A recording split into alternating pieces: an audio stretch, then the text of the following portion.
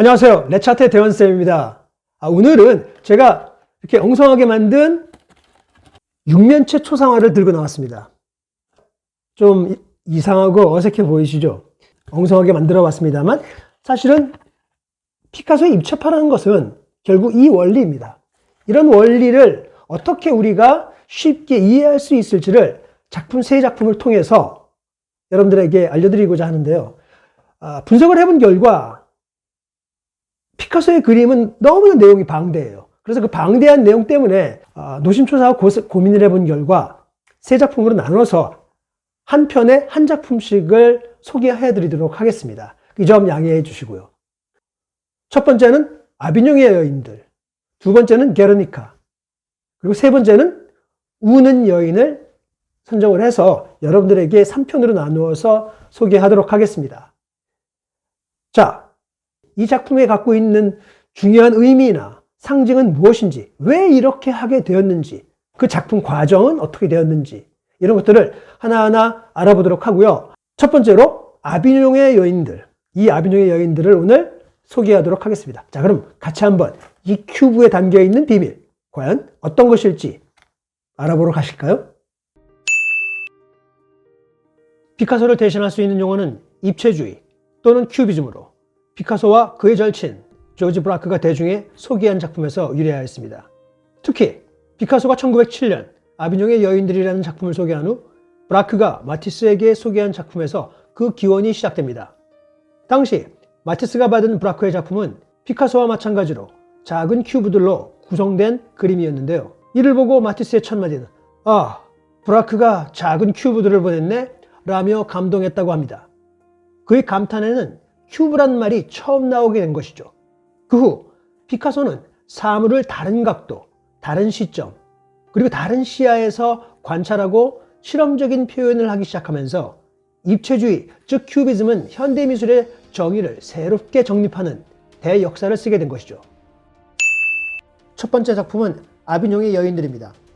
미술사를 논할 때 보통 그 사조의 대표작이 그 사조를 정의 내리는 데 도움이 되어 우리는 대표작들을 예로 들곤 합니다. 예를 든다면 모나리사의 경우 이탈리아 르네상스에서 얼굴을 그리는 방식을 가장 훌륭하게 보여주기 때문에 모나리사를 대표작으로 설명하죠. 빈센트 반 고흐의 별이 빛나는 밤은 후기 인상파를 상징합니다. 그리고 입체파를 가장 잘 대표할 수 있는 작품 중에는 아비뇽의 여인들이 그 대표작이라고 할 수 있습니다. 그것이 제가 이 작품을 선정한 이유 중에 하나입니다. 아비뇽의 여인들은 기본적으로 이전에 많은 미술들이 입체라고 믿던 묘사 방식을 부정하고 진정한 입체를 평면에 표현한다면 앞, 뒤, 옆 이렇게 동시에 표현한 이런 그림들이라고 피카소는 소개합니다. 또 한 가지 중요한 점은 마티스와 함께 최초로 원시적인 미술, 즉 프리미티브 아트의 가치를 높게 평가했습니다. 당시 피카소는 아프리카 미술에 푹 심취해 있었습니다. 아비뇽의 여인들, 즉 레드마젤 다비뇽의 원래 제목은 레보델 다비뇽이었습니다. 이 그림은 1907년 바르셀로나의 보델 지역에 있는 사창가의 매춘부들을 그린 것이라 아비뇽의 사창가라고 지었습니다. 그러나 1916년 비평가 앙드레스 알몽이 이 그림을 처음 소개하는 전시를 기획하면서 제목이 너무 저질이고 비도덕적이라고 생각하면서 아비뇽의 여인들로 이름을 바꾸게 되었던 겁니다.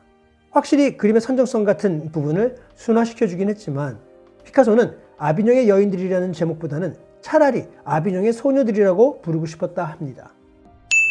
수백 장의 사전 스케치를 그렸다. 유화를 시작하기 6개월 전부터 피카소는 수백 장의 사전 습작들을 그렸다고 합니다. 완성작 자체는 캔버스의 대형 유화로 완성되었지만 종이에 연필이나 수채 등으로 다양한 재료로 그렸다고 합니다. 이 스케치에서 보듯이 피카소의 고민과 구체적인 기획의 과정을 잘 보여줍니다. 어떤 스케치에는 5명이 아니라 옷을 입고 있는 남자를 포함해서 7명까지도 그렸다고 합니다. 이 스케치에서 초기에는 두 남자가 나타납니다. 한 사람은 선원우, 그리고 왼쪽에 서 있는 남자는 의대 학생으로 말이죠. 그러나 이 두 남자는 완성작에서는 사라집니다. 우선 이 초기 스케치에서는 가운데 선원이 앉아있고 모든 여자들이 그 남자를 중심으로 그를 쳐다봅니다. 하지만 선원이 그림에서 사라지게 되면서 모든 여자들의 얼굴은 관객을 향해서 앞으로 쳐다보는 모습으로 바뀌게 됩니다. 그리고 의대생을 연습한 스케치에는 해골을 들고 있는 모습이 나옵니다. 이것은 서양 문화에서 해골은 죽음을 상징한다고도 합니다. 변화를 주고 최종적으로는 여자 5명만 남게 됩니다. 여기서 재미난 사실은 여자들이 같은 인종이 아닐 수 있다는 겁니다. 오른쪽 두 여자는 아프리카 마스크에서 영감을 얻어 아프리카 여인 스타일로 그렸지만 왼쪽 세 여성은 고대 스페인의 민족 이베리아인들로 추정되는 것으로 그 모습을 지니고 있습니다. 다양한 스타일로 인체를 그렸다. 초기 스케치에서는 대체적으로 서로 어울리는 스타일로 인체를 그린 반면 최종작에서는 서로 좀 다른 스타일로 인체를 완성했음이 보이실 겁니다. 오른쪽 상단에 있는 인체를 예로 든다면 각이 지고 기하 도형적인 형태로 표현하였으며 비정상으로 명암을 처리한 것이 눈에 들어오실 겁니다. 그 아래 쭈그리고 앉은 사람은 두 개의 다른 관점에서 들여다본 것을 동시에 표현하였습니다.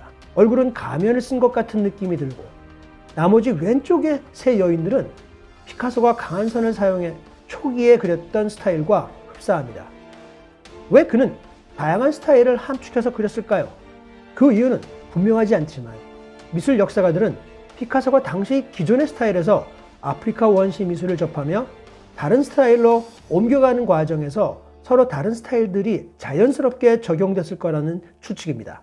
제 개인적 의견도 큐비즘이라는 새로운 스타일을 이 당시 알리마무했지만 새로운 영감과 사고를 기존의 스타일 속에서 실험해 가는 과정의 결과물일 것으로 생각됩니다. 피카소는 아비뇽의 여인들을 수년 동안 일반에 공개하지 않았다. 1907년 여름에 완성이 되었지만 피카소는 대형 작품이었던 아비뇽의 여인들을 1916년까지 그의 몽마르트 화실 깊은 곳에 숨겨놨다고 합니다. 그 기간 동안 아주 소수의 아방가드 화가 친구들과 딜러 정도만이 볼 수 있었다고 하네요. 그 소수의 아방가드 절친 화가들마저도 이 그림을 처음 보면서 매우 혼돈스러워하고 경악을 금치 못했다는데요. 동료 큐비즘 창시자였던 브라크마저 아비뇽의 여인을 처음 보고 이렇게 말했답니다. 이 그림을 보는 건 꼭 석유를 들이마시거나 오래된 밧줄을 씹는 느낌이야 라고 말이죠. 그의 절친이자 라이벌인 마티스는 아주 싫어했다. 작품에 충격을 받던 그의 절친들이지만 그래도 대부분은 피카소를 응원했다고 하는데요. 그런데 말이죠. 그의 라이벌 앙리 마티스는 아주 싫어했답니다.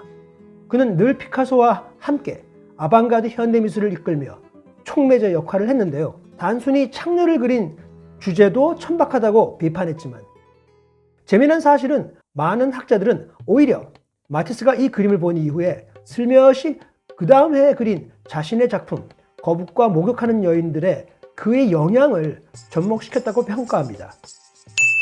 아비뇽의 여인들은 피카소의 아프리카 미술과 입체파 시기의 다리가 되어주다. 지금 제가 들고 있는 이것들은 아프리카 마스크와 인형입니다.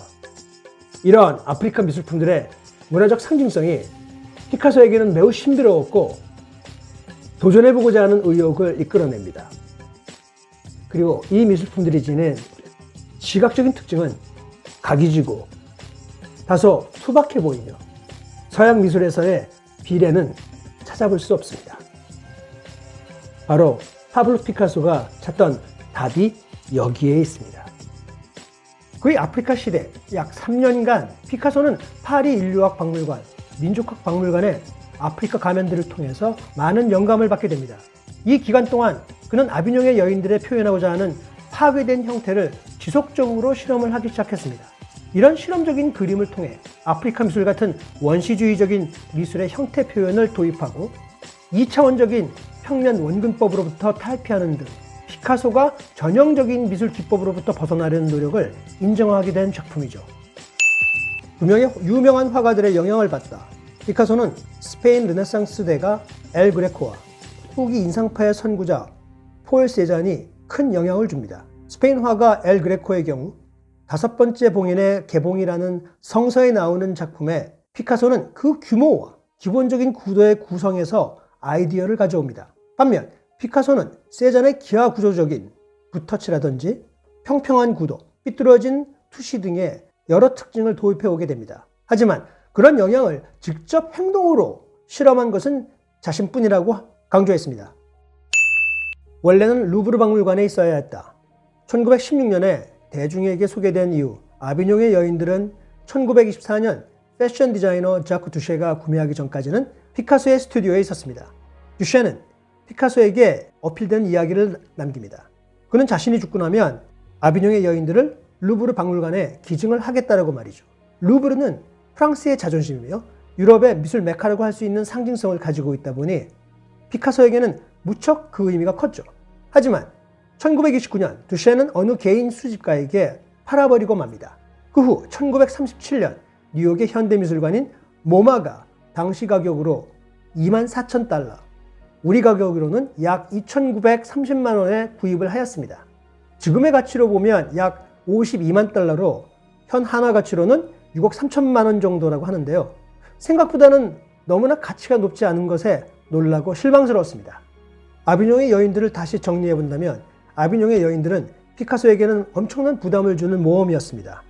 작품을 진행할 당시 그의 첫 애인이었던 페르난드 올리비에와도 사창가의 여인들을 그렸다는 것으로 심각할 정도로 관계가 악화되었습니다. 실제로 그는 완성 후 엄청난 자신감과 열정을 가지고 도전한 그림이 이렇게 주변의 악평과 비난을 받자 극도로 신경이 예민해지고 그 작품을 감히 세상에 보여줄 용기가 나지 않았었죠.